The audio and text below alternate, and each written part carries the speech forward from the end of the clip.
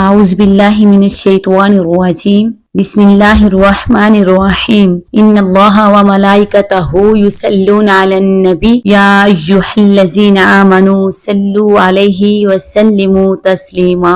میرے معزز سامعین، میرا آج کا موضوع ہے کہ ہمیں نماز کی حالت میں دنیاوی خیالات سے بچنے کے لیے کیسا طریقہ اختیار کرنا چاہیے، اور ہماری نماز ایسی ہو کہ اللہ تعالیٰ کے خوف میں اس حد تک ہم کھو جائیں کہ دنیا کی کسی چیز کا خیال ہی نہ آئے ہمیں۔ نبی کریم صلی اللہ علیہ وآلہ وسلم نے فرمایا ہے، جب بندہ نماز پڑھتا ہے تو وہ اللہ تعالیٰ سے باتیں کر رہا ہوتا ہے۔ اور ہماری نمازوں کا کیا حال ہے آپ جانتے ہیں، ہماری نمازوں میں تو خشوع خضوع نظر ہی نہیں آتا، جلدی جلدی رکوع سجود کرتے ہیں، نماز سے چھٹکارا حاصل کرتے ہیں۔ اللہ تعالیٰ ہمیں سچی نماز کی توفیق عطا فرمائے۔ میں آپ کو بتاتی ہوں کہ آپ نے نماز پڑھتے ہوئے یہ باتیں اپنے ذہن میں رکھنی ہیں۔ ایک اللہ والے کی نماز آپ کے سامنے بیان کرنے لگی ہوں۔ حضرت ادریس بن اویس بیان کرتے ہیں کہ مشہور بزرگ اللہ کے ولی حضرت حاتم ایک مرتبہ عصام بن یوسف کے پاس تشریف لائے۔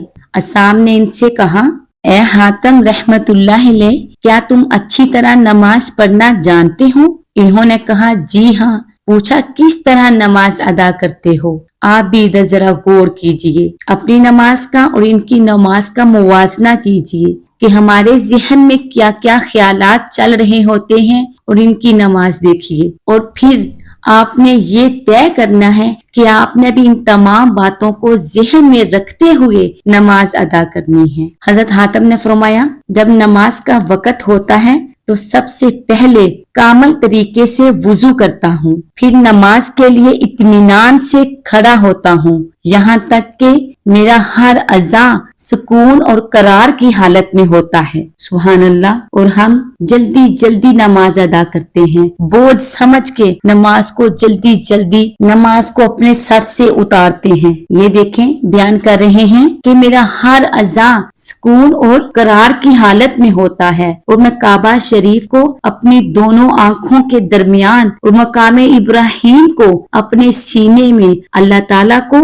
اپنے سر پر دیکھتا ہوں۔ سبحان اللہ۔ جو میرا حال جانتا ہے، اور میرے دونوں قدم پل صراط پہ ہوتے ہیں، جنت میری داہنی جانب اور دوزخ میرے بائیں جانب، اور ملک الموت پیچھے ہوتے ہیں۔ آخر تک میری یہی کیفیت رہتی ہے۔ تکبیر کہتے وقت میں اپنا محاسبہ کرتا ہوں، قرآن مجید کو غور و فکر سے پڑھتا ہوں، رکوع تواضع سے کرتا ہوں، اور پھر عجز و نیاز کا اظہار کرتے ہوئے سجدہ کرتا ہوں، پھر اطمینان سے التحیات کے لیے بیٹھتا ہوں، اور طریقہ سنت پر سلام پھیرتا ہوں، پھر صبر پر معاہدہ کرتا ہوں۔ اس طرح سے میں پوری نماز ادا کرتا ہوں۔ سبحان اللہ۔ ان کی نماز اور ہماری نماز۔ عصام بن یوسف نے آپ سے سوال کیا کہ آپ کب سے اس طرح نماز پڑھ رہے ہیں؟ تو حضرت حاتم رحمت اللہ علیہ نے فرمایا، مجھے 30 سال ہوئے اس طرح نماز ادا کرتے ہوئے۔ یہ سن کر